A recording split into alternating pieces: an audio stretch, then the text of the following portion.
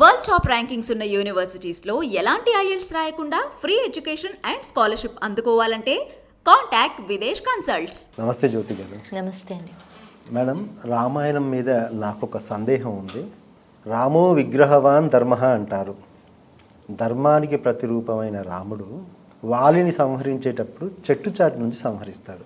అంత ధర్మాత్ముడైన శ్రీరామచంద్రమూర్తి చెట్టు చాటు నుంచి వాలిని చంపడం ధర్మమేనా? చెప్పండి. రాముడు ఎప్పుడూ కూడా ధర్మాన్ని విడిచిపెట్టలేదు. అయితే కొన్ని సంఘటనలు ఏవైతే రామాయణంలో మనకి కనిపిస్తూ ఉంటాయో వాటిని చూసే విధానము అన్నది అందులో కొద్దిగా మార్పు ఉంది కాబట్టి మనం అలా అనుకుంటూ ఉంటాం. ఎందుకు అంటే ఒక గ్రంథానికి సంబంధించి ఒక విషయానికి సంబంధించి అక్కడే కాకుండా దానికి సంబంధించి ఇంకా చాలా విషయాలు లోతుగా దాగి ఉంటాయి. వాటన్నిటిని జాగ్రత్తగా చూసుకోగలగాలి. అయితే ఇప్పుడు ఈ సందేహం మీకు కలిగింది లేకపోతే ఎవరికో కలిగింది అన్నది కాదు, వాలికే కలిగింది. వాలి చనిపోకముందు ఇంకా ప్రాణం విడిచిపెట్టక ముందు ఆయన అడుగుతాడు శ్రీరామచంద్రమూర్తి, నువ్వు అంటే ధర్మాత్ముడివి అని విన్నాను, మరి నువ్వు ఎందుకు ఈ పని చేసావు అని. అందుకే రాముడు దానికి చక్కని సమాధానం చెప్పారు. ఇందులో మనకు వచ్చిన అంటే అదృష్టకరమైన విషయం ఏమిటి అంటే ఎవరో చెప్పింది కాదు, ఇప్పుడు మనం చెప్పుకునేది రాముడే చక్కగా చెప్పాడు, నేను ఇది ఇది ఇది అని. అందుకని అదే మనం చెప్పుకున్నాం. వాలి అన్నవాడు చాలా బలశాలి మనకి తెలుసు. అయితే పాపం సుగ్రీవుడు చెయ్యని తప్పుకి అంటే వాలి మళ్ళీ బయటకు వచ్చి సుగ్రీవుడినే చంపాలి అని అనుకోవడం. కాకపోతే అదృష్టం ఏమిటంటే ఆ ఋష్యముఖ పర్వతం ఏదైతే ఉందో అక్కడికి వాలి వస్తే ఆయన తల 1000 చెక్కలైపోతుంది. ఆయనకు ఒక శాపం ఉంది, అందుకే అక్కడికి రాడు. అందుకని తలదాచుకున్నాడు, అయిపోయింది. ఎప్పుడైతే రాముడు కనిపించాడో రాముడిని శరణు వేడుకున్నాడు. రాముడు కూడా సరే నీకు న్యాయం జరగాలి. ఎందుకు న్యాయం జరగాలని రాముడు ఆలోచించాలి అంటే ఆయన క్షత్రియుడు అనేటప్పటికీ వాళ్ళకొక కర్తవ్యం ఉంటుంది. అంటే పూర్వము ఈ వర్ణములు ఇవన్నీ ఎందుకు వచ్చాయి అంటే ఒక బ్రాహ్మణుడు అంటే ఆయన కర్తవ్యం ఏమిటి, ఎలా ఉండాలి. అందుకే బ్రాహ్మణులు అనేటప్పటికీ మాంసాహారం స్వీకరించకూడదు. కారణం ఏమిటి అంటే మాంసాహారం స్వీకరించినట్లయితే బాగా ఉచ్చారణ అన్నవి పదాలు రాకపోవచ్చు, అందరికీ అని కాదు కొంతమందికి. కాబట్టి ఇలా కొన్ని పద్ధతులు ఉండేవి. అంతేగాని తింటే మంచివాడు లేకపోతే తినకపోతే ఇది అన్నట్టుగా ఉండదు. ఒక్కొక్క ఆశ్రమంలో ఉన్న వాళ్ళకి ఒక్కొక్క ధర్మాన్ని నిర్ణయించారు. వైశ్యుడు అంటే వ్యాపారం చేస్తూ ఉండాలి, శూద్రుడు అంటే ఇలాంటి పనులు చేస్తూ ఉండాలి అని, క్షత్రియుడు అంటే ఆయన ఎలా ఉన్నా కూడా ప్రతి ఒక్క క్షత్రియ ధర్మం ఏమిటి అంటే రక్షించటం, రక్షణ బాధ్యత. అలాగే ఒక బ్రాహ్మణుడు అంటే ఏ విధంగా ఉండాలి, తన దగ్గర ఏది ఉందో దాంతోనే తృప్తిగా ఉండగలగాలి, వాడు బ్రాహ్మణుడు అని అంటూ ఉంటారు. దాంతోపాటు బ్రహ్మజ్ఞానం కలిగి కాబట్టి ఇలా ఉంటాయి. అయితే ఇప్పుడు రాముడు అక్కడ అయోధ్యలో రాజు కాకపోయినా సార్వభౌమకత్వం అన్నది ఉంది. ఎందుకంటే ఆయన రాజే. ఎక్కడైతే అధర్మం ఉంటుందో దాన్ని అణగదొక్కడానికి ప్రతి క్షత్రియుడు కూడా రాజే. ఆయన కిరీటం పెట్టవలసిన అవసరం లేదు, ఇది శాస్త్రం చెప్తోంది. అందుకని క్షత్రియుడు ఎక్కడైనా ధర్మం లేదు బాగాలేదు ఇప్పుడు కూడా అంటూ ఉంటారు కదా. మనం అంటే ఒక పోలీస్ ఉద్యోగంలో ఉన్నా లేకపోయినా బయట ఎక్కడైనా సమాజంలో మనం ఏదైనా తప్పు చూస్తుంటే మనం ఊరుకోకూడదని ఎందుకు చెప్తారు? నేను కాదు కదా పోలీస్ అంటానికి లేదు కదా. నీ ధర్మం ఏమిటి, తప్పు జరుగుతుంటే నువ్వు ఆపు, లేకపోతే నువ్వు దాన్ని చెప్పు అని మనకు నేర్పిస్తూ ఉంటారు కదా. అలా అయితే ఇప్పుడు రాముడు ఇక్కడ చాలా పెద్ద పాపం చేస్తున్నాడు వాలి అన్న విషయాన్ని గ్రహించి సుగ్రీవుడికి మాటిస్తాడు. కేవలం రాజ్యం ఇచ్చేస్తానన్నది కాదు, నిన్ను నేను రక్షిస్తాను. మరి ఆ రక్షణ అన్నది ఎలా కుదురుతుంది? వాలి అస్సలు ఒప్పుకోవడం లేదు కదా, తను ఎలాగైనా చంపాలనుకుంటున్నాడు. కాబట్టి ఇప్పుడు యుద్ధం అన్నది జరగాలి, తప్పదు. అది వాలి కోరుకుంటున్నాడు, సుగ్రీవుడు కాదు. సుగ్రీవుడు ఎప్పుడు వాలితో యుద్ధం చెయ్యాలి, వాలిని చంపేయాలి అని అనుకోలేదు. వాలి మాత్రం సుగ్రీవుడిని చంపాలనుకుంటున్నాడు. అయితే ఇంకా నేను విన్న కథ ప్రకారం కొంతగా సుగ్రీవుడు సొంత అన్ననే వాలికి సుగ్రీవుడి యొక్క భార్య తారాని తన దర్శికి చేర్చుకొని నా రాజ్యాన్ని కూడా తను లాక్కున్నాడు అని చెప్పి. అవును, అదే జరిగిన. అయితే ఇవన్నీ తెలుసుకున్న తర్వాత రాముడు అభయాన్ని ఇస్తా అనుకున్నాడు. సరే, ఇప్పుడు రాముడు ధైర్యాన్ని ఇస్తాడు. ముందు నేను కాదు, నువ్వే వెళ్ళి యుద్ధం చెయ్యి, నువ్వు చెయ్యి, నేను నీకు సహాయపడతాను అని. అయితే వాలి సుగ్రీవులు ఒకలాగే ఉంటారట చూడటానికి, పైగా వానరులు కదా, మనం అది కనిపెట్టలేం, వాళ్ళకే తెలుస్తుంది.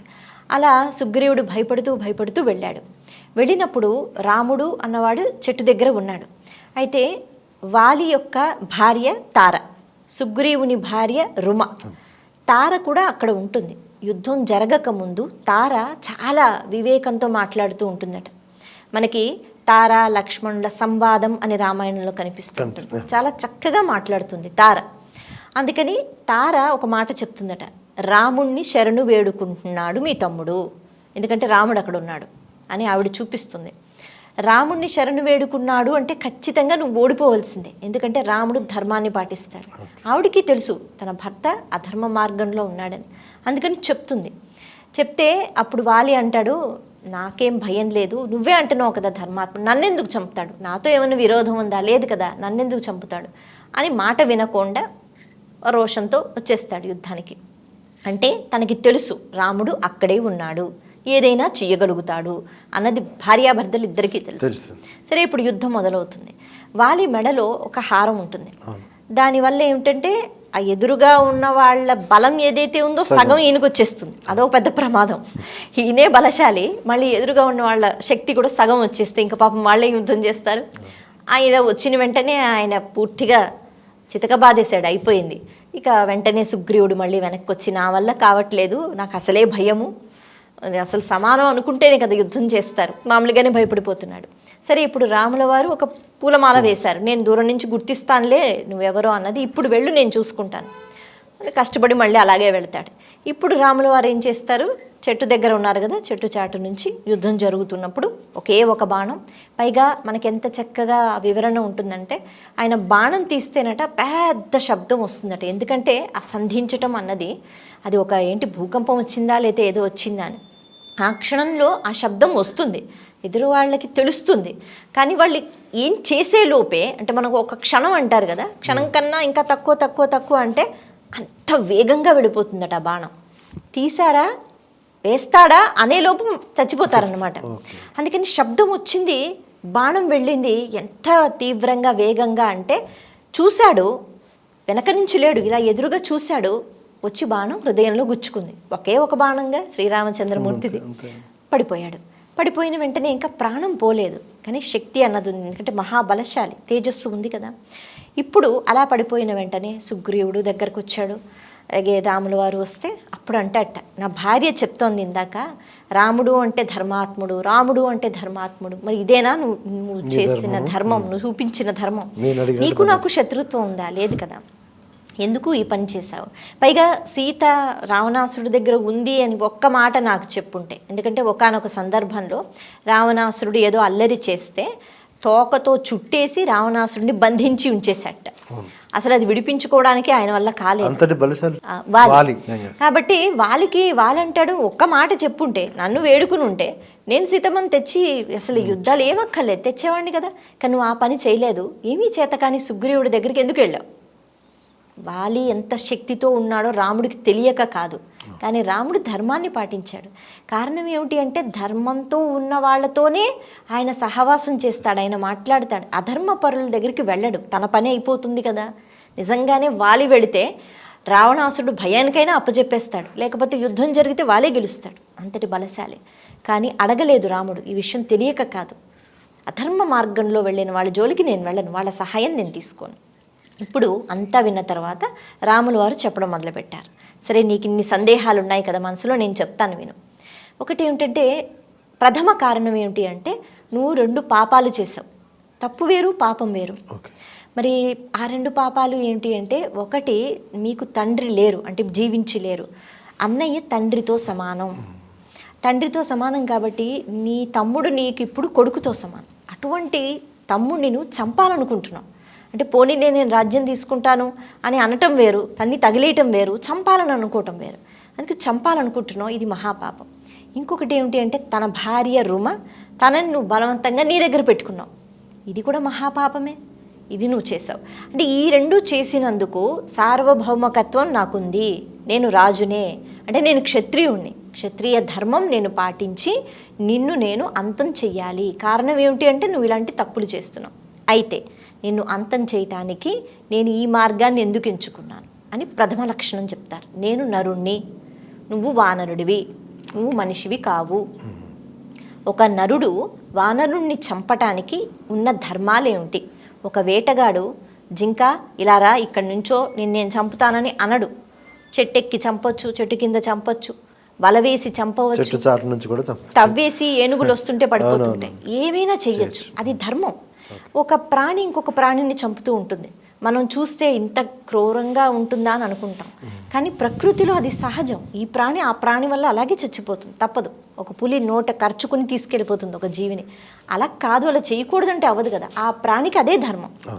అందుకని ఒక నరుడితే యుద్ధం చేస్తే వెనక నుంచి చంపకూడదు, చెట్టు చాటు నుంచి చంపకూడదు. కానీ నువ్వు వానరుడివి. ఈ మాట మనం మర్చిపోతున్నాం. మనం వాలి అనేటప్పటికీ అలా ఊహించుకుంటున్నాం. కానీ రాముడు మూలాలలోంచి ధర్మం చెప్తున్నాడు. నువ్వు వానరుడివి. ఒక పశువుని, వానరుడు అంటే పశువే కదా, ఒక పశువుని చంపటానికి మనిషి ఇన్ని రకాలుగా చంపవచ్చు. ఇది ధర్మమే. నేను కొండ మేంచో, చెట్టు మేంచో, ఎక్కడి నుంచో ఏదో ఒక రకంగా వలలు వేసో, ఉచ్చులు ఎలాగైనా చంపచ్చు. అయిపోయింది కదా. ఇంకొక విషయం ఏమిటి అంటే, ఒకానొక సమయంలో వాలి ఒక రాక్షసుడితో యుద్ధం చేయడానికి బిలంలోకి ప్రవేశించాడు. బిలంలోకి ప్రవేశించిన తర్వాత అందరూ బయట ఉండిపోయారు. ఆ బిలం మూసుకుపోయింది. లోపల ఏం జరుగుతుందో తెలియదు. రక్తం అలా ప్రవహిస్తోంది. ఎవరు చనిపోయారో తెలియదు, ఎవరు ఉన్నారో తెలియదు. బయటికి రావాలి కదా. చాలా కాలం ఎదురు చూశారు. ఎంతమంది సైనికులు ఉంటారు? కొన్ని రోజులు ఉన్నారు, వెళ్ళిపోయారు. సుగ్రీవుడు కూడా వస్తూ ఉండేవాడు, చూస్తూ ఉండేవాడు. అబ్బాయి ఎవరు బయటికి రాలేదు. అయితే ఇప్పుడు ఏమనుకుంటారు? ఆ లోపలికి వెళ్ళే మార్గం లేదు, వాళ్ళకంత శక్తి లేదు, వాలి చనిపోయాడని అనుకున్నారు ఒక సమయంలో. అప్పుడు వానర జాతికి ఒక నియమం ఉంది, మనుషులకి కాదు, వానర జాతికి. ఈ నియమం కూడా రాముల వారు చెప్తున్నారు. ఆయన అంటున్నారు, వానర జాతిలో నియమం ఏమిటంటే, అలా భర్త చనిపోతే భార్యకి ఇష్టమైతే తమ్ముడితో కానీ అన్నయ్యతో కానీ ఉండవచ్చు. మనకది తప్పు, వదిన తల్లితో సమానం, మనకి తప్పు. కానీ వానర జాతికి అది ధర్మమే. అందుకని నువ్వు చనిపోయావనుకుని తార, నీ భార్య అయిన తార సుగ్రీవుని దగ్గర ఉంది. అది కూడా ఆమెకి ఇష్టం కాబట్టి, ఇష్టం లేక కాదు. అందుకని అది అక్కడ ధర్మమే. సరే, నువ్వు ఎప్పుడో తర్వాత బయటకు వచ్చావు, ఆయన కొంతకాలం తర్వాత బయటకు వచ్చాడు, బ్రతికి ఉన్నాడని. రాజ్యంలో సుగ్రీవుడు ఉన్నాడు, తన భార్య తన దగ్గర ఉంది అని ఇంకా మనసులో ఏవో పెట్టుకుని అప్పటి నుంచి చంపాలనే ప్రయత్నిస్తున్నాడు. కానీ ఇప్పుడు నువ్వేం చేసావు? రుమకి ఇష్టం లేదు, పైగా సుగ్రీవుడు బ్రతికే ఉన్నాడు. సుగ్రీవుడు చనిపోలేదు కదా. సుగ్రీవుడు చనిపోతేనే కదా ఆ పద్ధతి, నియమం. సుగ్రీవుడు బ్రతికున్నాడు నీకు తెలుసు. బ్రతికున్నప్పుడు తన భార్యని నీ దగ్గర ఎలా పెట్టుకుంటావు? పైగా రుమకి ఇష్టం లేదు. అందుకని ఇక్కడ నువ్వు అధర్మాన్ని పాటించావు, సుగ్రీవుడు కాదు. నువ్వు చనిపోయావు అనుకున్నారు, ఇక్కడ బ్రతుకున్న వాడినే నువ్వు ఇలా చేస్తున్నావు. ఈ రెండు విషయాలు చెప్పిన తర్వాత ఇప్పుడు నువ్వు చెప్పు, నేను ఎలాగైనా చంపవచ్చు. పైగా ఇప్పుడు నేను ఎదురుగా నీతో యుద్ధం చేయడానికి వస్తే నువ్వు నన్ను చంపలేక నువ్వు నీ సైన్యాన్ని పట్టుకొస్తావు, అంతే కదా. మన వల్ల కాకపోతే రావణాసుడు ముందు అందరినీ పంపించాడు, తర్వాత కదా వచ్చాడు. ఇప్పుడు నువ్వు చేసిన పాపపు పనికి వానరులందరూ చచ్చిపోవాలా? నీ పక్షంలో వాళ్ళందరూ యుద్ధం చేస్తారు కదా, పాపం వాళ్ళకేం తెలుసు, వాళ్ళు యుద్ధం చేస్తారు. నా వల్ల ఒక బాణం ఏమిటి, ఎన్నో వేస్తాడు రాముడు. అరణ్యంలో ఉన్నప్పుడు 14,000 మంది రాక్షసుల్ని ఒక్కడే చంపుతాడు. అది ఆ లెక్క ఉంది మనకి రామాయణంలో. అందుకని ఆయన తలుచుకుంటే ఎంతమంది వచ్చినా ఆయన అందరినీ చంపేస్తాడు, రాముడు లక్ష్మణుడు. ఇప్పుడు ఎవరికి నష్టం? పాపం ఆ జీవులు, తప్పు చేయని వాళ్ళు ఎందుకు చచ్చిపోవాలి? అందుకే నేను నీతో యుద్ధం ప్రకటించలేదు. ప్రకటించకుండా నేను ఇలా చంపాను అంటే వాలి 2 చేతులు ఎత్తి నమస్కారం చేసి, రామా నిజమే, నువ్వు ధర్మాన్ని ఎప్పుడూ తప్పలేదు అని ఆయనకే అర్థమైంది ఆయన చేసిన తప్పు.